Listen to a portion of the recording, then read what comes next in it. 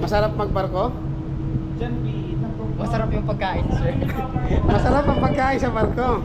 Yes, sir. Anong may advice mo sa kanila para makahanap kagad ng kumpanya? They should have a general average of at least 85. General average of 85. Yes, sir. 85 Okay. and above. Para makapag-exam sa mga company. Apo, sir. Huwag tumambay sa bilyaran, sir. Huwag bumaba sa bilyaran. Opo. May bilyaran ba sa Bacolod? Oo, marami, sir. Marami. Akala ko sa Quezon City lang. Mahirap ba raw ang nautical o BSMT?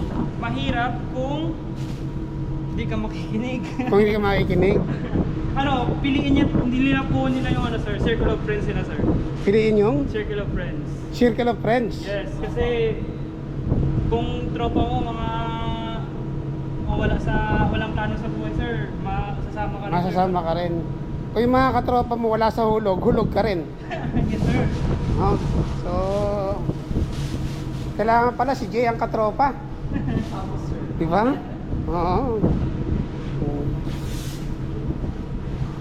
So, kapag nag-aaral ka mabuti, hindi ka mahirapan maghanap ng kumpanya, no? Wala talaga. Sila po yung mag-ano sa'yo, sir, maghahanap. Ikaw ba hahanapin ng kumpanya?